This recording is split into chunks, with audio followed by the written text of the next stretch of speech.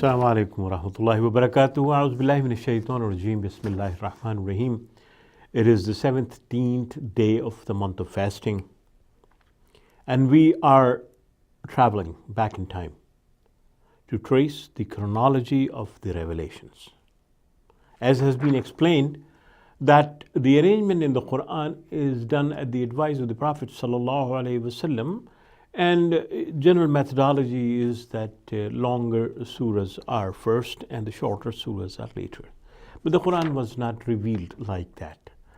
And we are tracing it to make ourselves familiar with the kind of conditions and situations that the Prophet ﷺ was facing, and the divine response that was coming to those issues and those challenges. So it's the 17th day. And the ayahs that we would cover would basically come from the four surahs. In terms of the chronology of revelation, they are 61, 62, 63, and 64. And in terms of their arrangement in the Quran, they are 41, 42, 43, and 44. 41st surah of the Quran is Surah Fussilat. 42nd is Ash-Shura. 43rd is Az-Zukhruf, and 44 is Ad-Dukhan.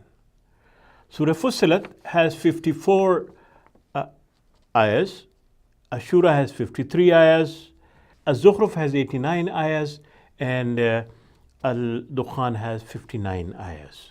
All of these four surahs were revealed in Mecca. Surah Fussilat very clearly and loudly explains the idea of the connection between words and action. It says that the words remain cheap and remain ineffective as long as they are not translated into actions. And it asks the believers to substantiate their claim of believing in the oneness of God through their action by following the divine guidance in their aspects of life.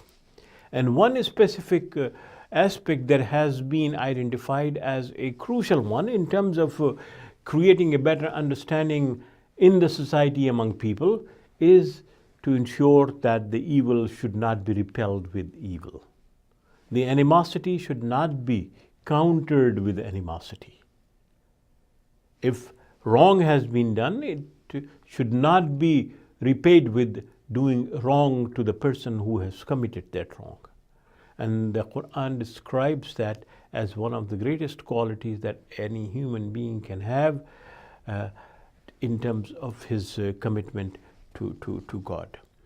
The other Surah Shura that comes after that, which means consultation, and it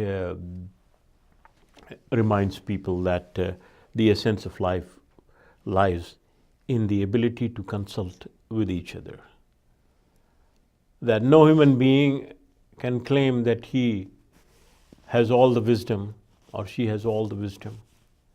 In every aspect of life, people should be engaged in dialogues and in conversations with each other on issues of importance, whether it is a family life issue, whether it is a social issue, whether it is about the politics or anything that involves the collective interests of people.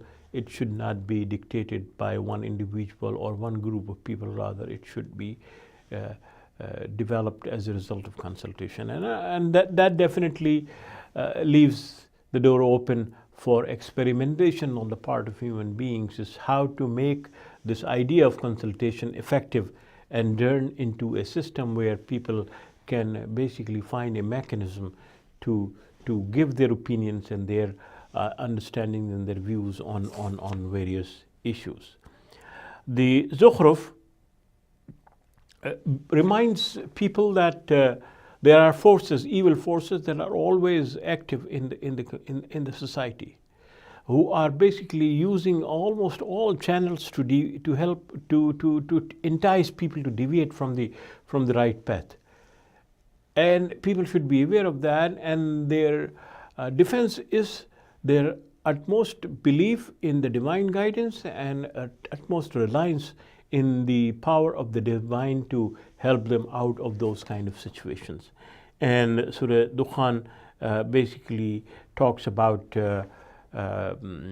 understanding the consequences of one's action, and also realizing that that the creation that exists all around is a proof of the divine guidance, is a proof of the reality that Allah subhanahu wa ta'ala has embedded in the universe, and people should be concerned about developing an understanding of that reality. So if we want to summarize the essence of these 4 verses, what we can say is that Allah subhanahu wa ta'ala is asking people to consult their affairs and to ensure that they do not merely say things, but rather put them into action, fully realizing that the actions would bring consequences, and fully realizing that Allah subhanahu wa ta'ala is in control of everything. أقول قولي هذا وأستغفر الله لي ولكم.